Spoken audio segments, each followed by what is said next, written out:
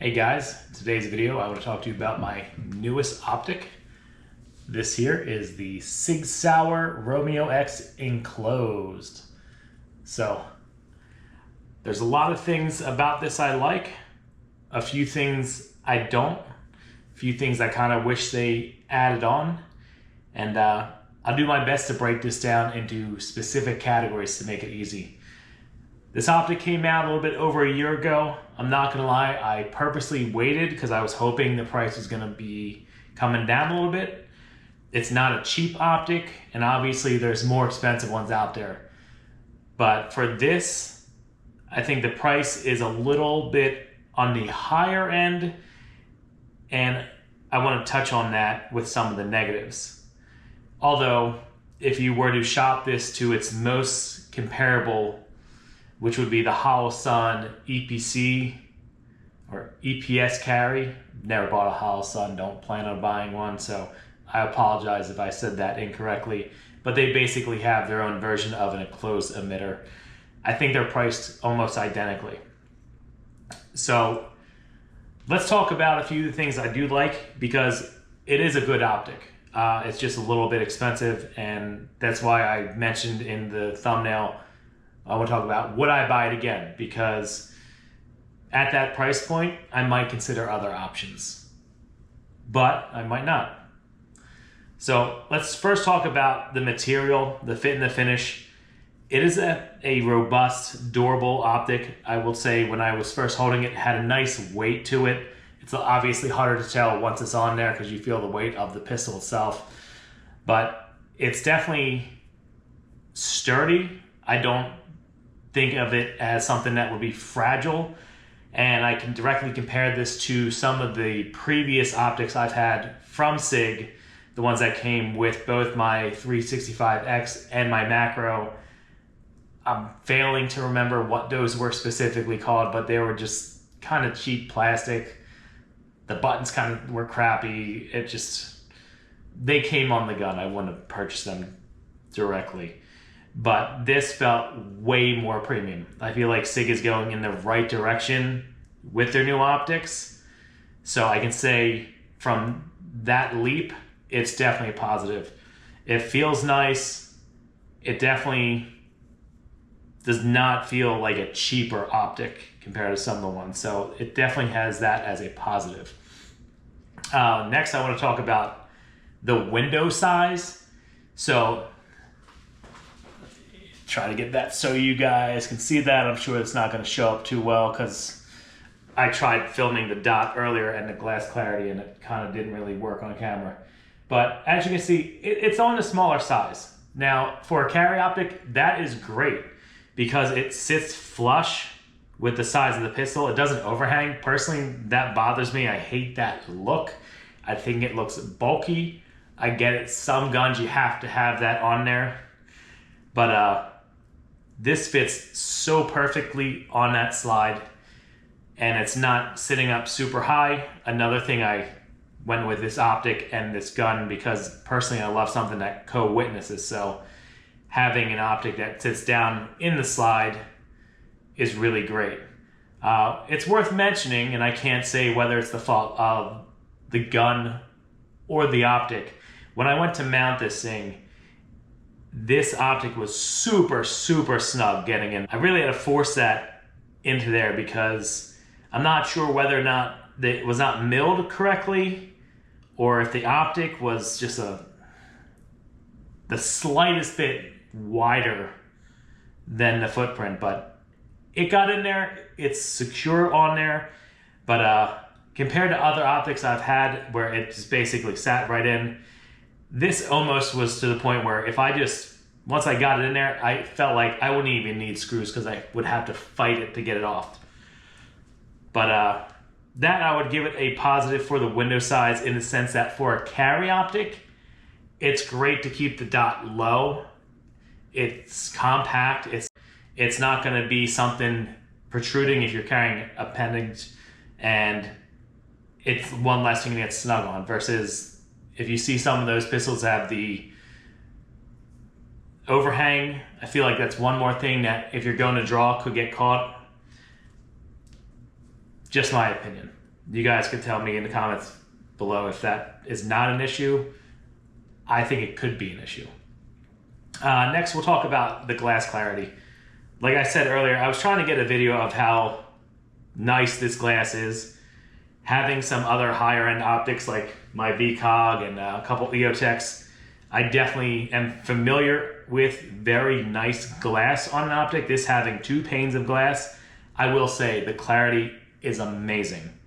It is definitely better than any other red dot I have on any pistol.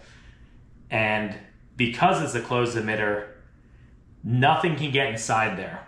I've noticed in the past, especially all the different stuff I have carried with inside a bag, inside the waistband, everything wants to get in there. And when you have a lot of debris and dust in there, it starts to get your red dot fuzzy.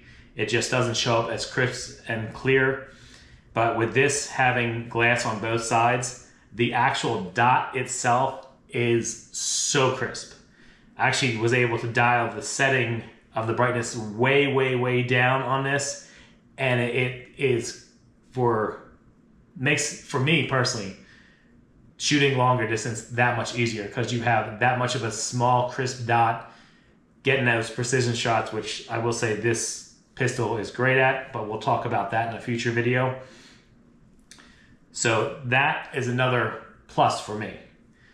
Another thing I do like a lot, which I really thought I was not gonna like, is the side mounted battery. Initially, I assumed because there's this one bulging hump on the right-hand side that when shooting this, that I would see that and it not being even on both sides would kind of draw my attention. And I can say that's not the case. It's never actually bothered me once. I'm not noticing carrying it.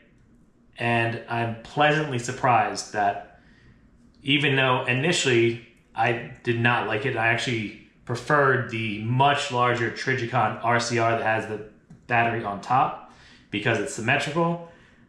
That doesn't faze me at all. In fact, I didn't really even notice it until writing this review. I'm like, oh yeah, that is kind of weird that's on the one side.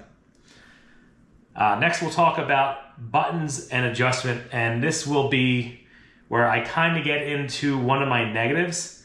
So as far as the buttons for the brightness, they are very tactile, very nice press. You definitely know when you're using it. I like these buttons a lot, especially when I'm comparing them to previous Sig red dots, where you are kind of hitting a mushy button. You don't really know whether or not it's compressing or not compressing, and you're not sure how hard you got to press it. Those ones where you have to shove your finger in there, oh, they're just awful. But the buttons on here, amazing. I could not ask for anything better. I love that they included this little shroud around there so it prevents you from accidentally hitting them. It was a very nice touch and thought on their part. But here's my negative. As far as the adjustments, you can see super, super, super tiny little hole there. That and on the side. And you need this really tiny wrench. I mean, it is obnoxious how small that thing is. I would hate to have to carry it with me anytime I go to the range just in case I have to make adjustments, but I guess I do because I don't have a tool that would fit that all the time. Another bonus for something like a Trijicon where you can basically use anything to do that adjustment. This requires that one specific tool, which is incredibly annoying. In addition to that, the second negative I have for this is when you're making those adjustments, you can't tell. You don't feel it. You don't hear it. And to me, at this price point, that is something I would expect. It's something I really dinged on them in the past for their other optics where you're just kind of guessing. You're turning the tool and who knows, did you go down enough? You're just really winging it. And as far as when you're zeroing something, that's kind of annoying. So, Sig, I hope you do better on your future optics because at this price point, I would have expected something a little bit more premium. Yeah. So one last thing I do want to touch on is things I kind of wish they did with this. Now I noticed with their non-enclosed emitter, they have a built-in iron sight back here, which is awesome. Because how many times do you have a pistol that the plate takes off your rear irons and you don't have a way to co-witness once you put that dot on? I mean, personally, my older P365X is that situation. If I were to put this optic on that gun, I have no rear iron sights. That kind of sucks. You guys were smart enough to put that on your other one, the ROMEO-X that's not enclosed, that's cheaper. Why would you not include that on your more expensive, better model? Hopefully there's a new version coming out that kind of fixes all this, because I would definitely buy that. But as far as me rebuying this same one, I don't know. I mean, there's a lot of options out there. There's a lot of good options out there, especially these days. I really think for the price point, I might try something else. So let me know in the comments below, guys. Have you used this optic? Do you guys prefer an enclosed optic? What's your go-to optic? Obviously, something small for carry works, but I wouldn't expect people to have this on a full size. But all in all, I can say shooting this, which, let's be honest, the most important, shooting with this optic, I have no problems. It's mostly just when I'm zeroing the optic is where my frustration comes in. And the thought of putting it on something that does not have rear iron sights. So overall, I will say there's more positive than negative. It's a little bit on the expensive side for what some of those negatives are, but I like it. Yeah, I just don't know if I'd buy another one. At that price point, I might take another gamble and see what else is out there, because there's a lot of good options. So if there's anything you guys want me to talk about or mention in the comments below that I did not specifically bring up that you're curious about, please feel free to ask. I always get back to all my comments. And other than that, guys, I appreciate you tuning in today. Have a good one.